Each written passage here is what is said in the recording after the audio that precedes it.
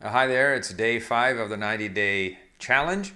One of the questions that I'm often asked, and it came up again in comments to my video from yesterday, is I always say reading and listening is key to understanding or key to learning a language.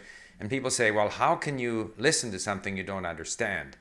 And this is obviously a problem because when you begin, you don't understand the language. And so, how can you listen and read when you don't understand?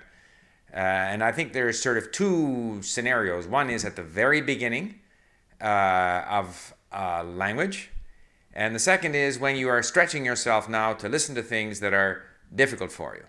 So at the very beginning, whether I'm using something like Teach Yourself, which is where I began with Korean, and there I have the text, and I have the vocabulary, and I have some explanations. So I listen, I don't understand, I look up the vocabulary, I read some explanations, and then I listen again, and I kind of half understand. And even after weeks with this Teach Yourself, I'm still having trouble understanding the same spots. But my brain is gradually getting used to it. I understand more and more. Now, when you go to more advanced stuff, it's the same thing again. You're taking yourself out of your comfort zone, which you were in with that beginner material where you kind of half understood it, and you're now pushing yourself to try to listen to things that are more interesting but more difficult. Again, you don't understand. I don't enjoy, say, watching a movie where I don't understand. I don't enjoy listening when I don't understand at all, and I have no opportunity, no chance to understand. Some people may like doing that, having the language on in the background and not understanding anything. I don't. So I always want a transcript.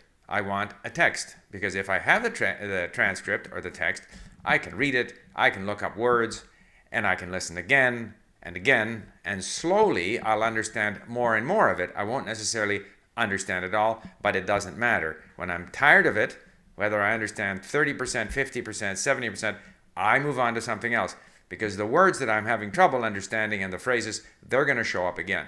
And of course, now that we have LingQ, which we didn't have Korean on LingQ 6 years ago, or whenever it was, 7 or 8 years ago, I tend to use LingQ. So I'm going to give you a bit of a demonstration of what I do when I approach, or try to understand, whether listening or reading, texts that are too difficult for me, which is something that I feel we have to do. I should add, I don't believe in this, that you're always going to read something that only has 3% new words. You'll be forever acquiring the necessary vocabulary. I feel you have to attack more difficult texts, listen to them, read them, accept the fact that they're going to remain fuzzy for a long, long time. But in this way, gradually, you're training your brain to understand and get used to the new language. So this is where I come when I open up LingQ. You'll notice that I'm on the Learn page, as it's called. The first question, people ask me, well, how can you listen to stuff that you don't understand? Well, first of all, here, there are a number of courses recommended to me, and I can choose to go to something that's intermediate, which has 187 new words for me, or this is intermediate 1 with 254 new words.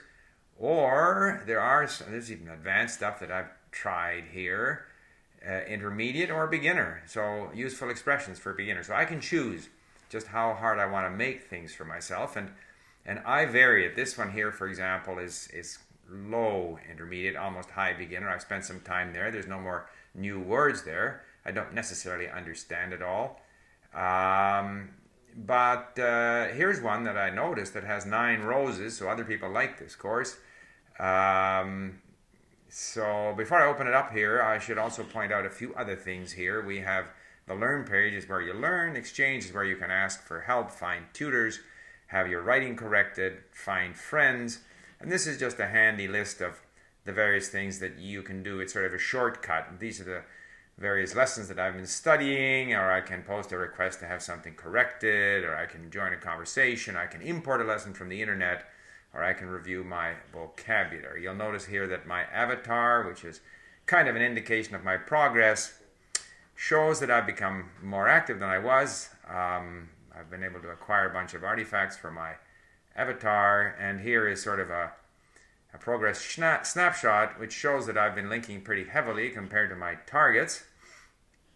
But I don't do a lot of flashcarding, so I haven't yet moved my links to learned. links are my saved words, but I will be doing so, and we'll get into that later on. I can also flashcard the most frequently used words that I have saved so far. But let's leave all of that and let's go now into one of the lessons. All right, so we'll open this one here because it's new to me. So this is, talking to random people. So we'll open one lesson in this course. And so you'll see right away, right off the bat, that there are a lot of blue words. And these are all the words here that are new to me that I haven't seen before. In fact, there's only 17 words here that I've previously saved. And that is partly because I've been listening to a lot of sort of politics and economics and that kind of thing, whereas here we have more of a casual conversation. So the question is, obviously if I listen to this, I'm not going to understand it very well. 영빈아 안녕? 되게 어색하다. 좀 그러네.